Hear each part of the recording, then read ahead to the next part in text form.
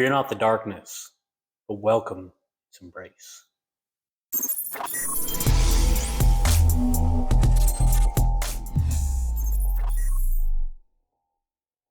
Welcome, Simple Rudd, and welcome back to the Assassin's Creed build.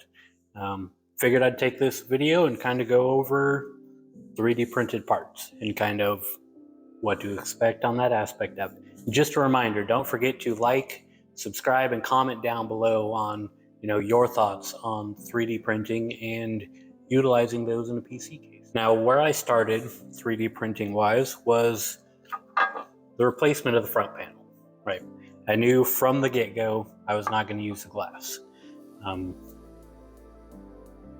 Was originally going to do this acrylic thing where I'd cut acrylic and glued them all together to kind of go with JP Modified's build. Now, he did a McLaren build that is absolutely gorgeous, and I kind of wanted to steal some aspects of it because why not, right? Looks good, why not copy it? Or at least copy forms of it to kind of give your own look as well. So what he did was kind of something similar to this look, right? So you've got, okay, these three parts is kind of a pain, but kind of these bar slots, slits, slats, whatever you want to call them. These horizontal bars up and down to make a grill, right? And I really liked that look, but I really couldn't get it to fit what I was looking for. So I kind of moved on from there. That was my first prototype, and of the 7 prototypes, this is just 4 that I have out. I did do 2 others that were like this, very, very similar. But I kind of went away from it, and I had a friend of mine and we were talking about it, and as I was doing these new designs, showing them and kind of getting feedback, and then I came up with kind of this angular design that kind of fits the rest of the case. Let's do this 3-part hold up again. Now this one I started to incorporate more of the Assassin's Creed logos, right? You got Origins on top, the Eye of Ra, you got Assassin's Creed 3, and then I think the middle one is Syndicate. And then I used the Assassin's Creed logo for kind of the ventilation on it, the mesh look, the grill look, however you want to call it. But it was kind of a bit much, right? I, again, didn't really like the design once I had it printed out in physical, and the more I looked at it, the more it kind of bugged me, really. I think it was just too busy. So I went from there, and I was watching Jay's 2 Cents build through this and kind of seeing the mesh look of the SM8. So that was when I went with this, and when you go that big, it kind of gets more bricky, but I had to go that big to 3D print it, and really to do a pattern like that in SolidWorks, to get it to not panic, kind of got to go, less is more. So I still have the Assassin's Creed 3 on the bottom, still the same center logo. This time I went with the Animus on top, and I actually did really like this, but I was looking around and I was like, what would be really cool on the front of it would actually be a 13-inch screen. So this is the one I'm going with. I've already got it glued together.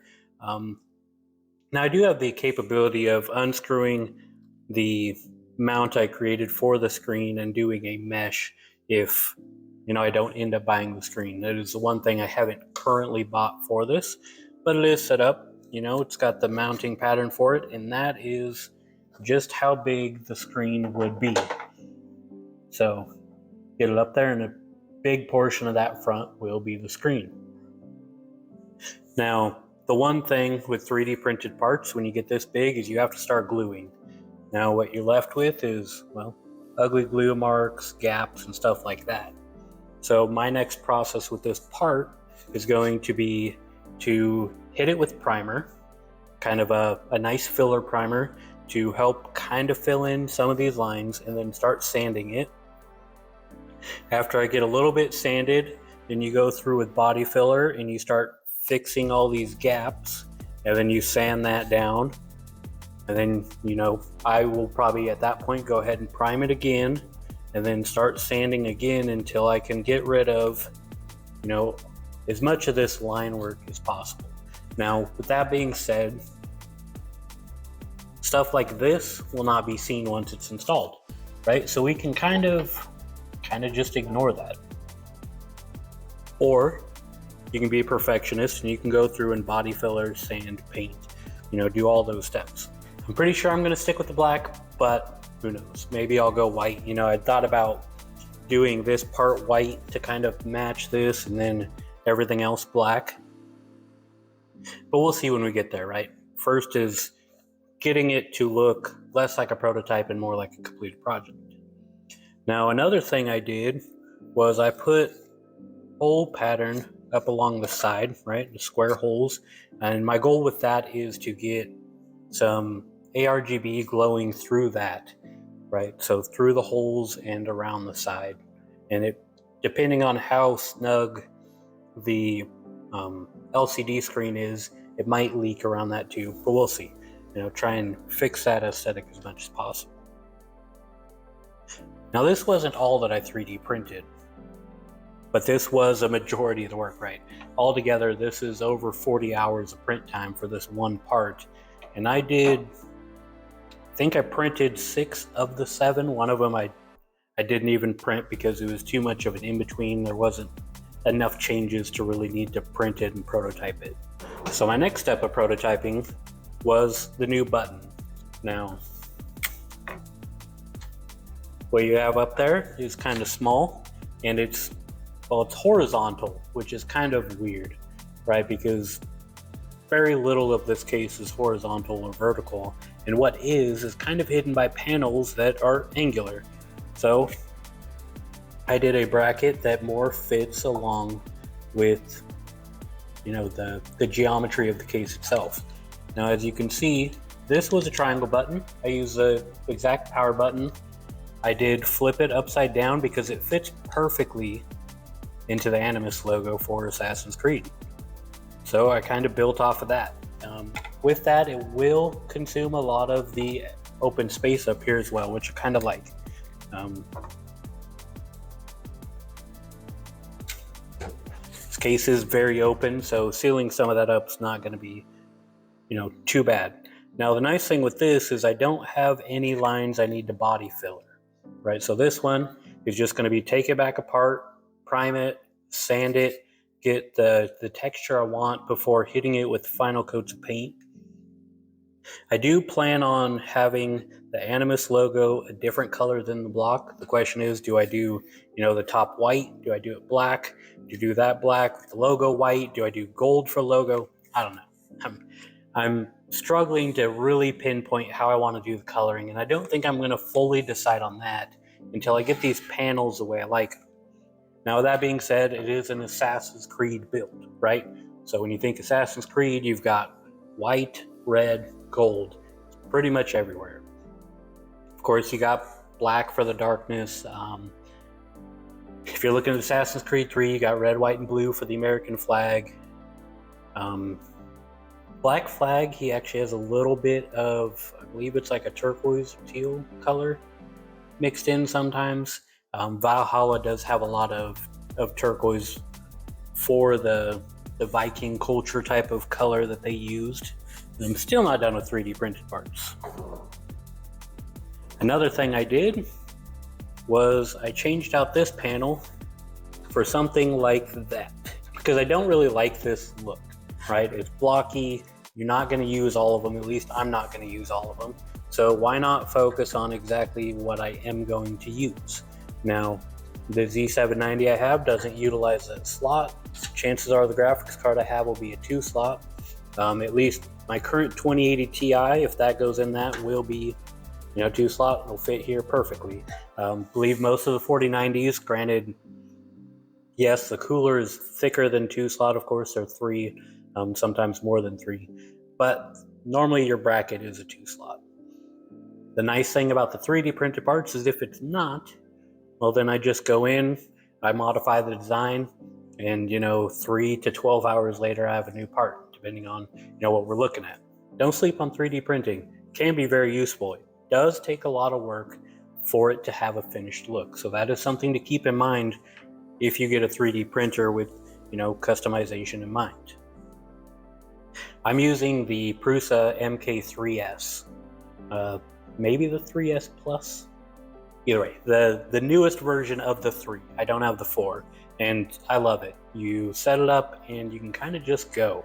I can just throw on a print and walk away, and 9 times out of 10 I have a good print. There is the occasional fail that's, well, kind of there with any 3D printer. That, still not done with 3D printing. So I haven't done the video yet to kind of go over changes, so this one might not fully make sense yet. But I made a PSU cover.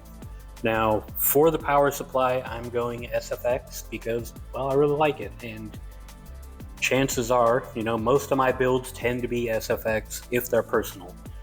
My very first build was massive. This build is massive, but I do like the option of going SFX. So if I want to go with something smaller in the future, I can reuse that power supply. Now, power supplies last quite a bit. The one I put in my build in 2012 is still being used in my son's computer today. So they do last, especially if you get a good quality one. I stick to Corsair for the most part, but there are others that are on the market. Now, without much context, I'll just say it's going to be something like this. Now, this one, I'm going to have to get the paintbrush out and really practice my skills so I can get in on all these details. And I believe this logo is from Assassin's Creed 2, right? It's a really over-the-top logo that I love the look of and the detail, and it really filled this panel out without it looking too blank. Now, I still have one more part. Okay, now last part I have 3D printed, and this one will take a decent amount of work to get it pretty again, because I did have to print it in 4 parts, and every single seam is showing. So yay me. Now, what I did here was I kind of created a little bracket that'll go on the back to light up the back of the motherboard. Now, you're looking at this and you're going, well, why are you doing that? Half the motherboard's covered. Well, my next video, or the video after that, depending on how creative I get in between there, is my design for a new motherboard tray. The Formula is a very expensive motherboard and has a lot of beautiful aspects that, things like this tend to hide.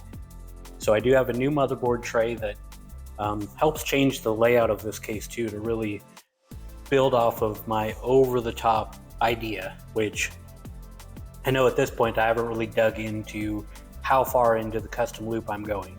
I will say that I have 3 radiators, I'm going dual loop, doing a ton of fans, and I have no idea how I'm going to stuff it all in this case, but we'll get there with stuff like 3D printing.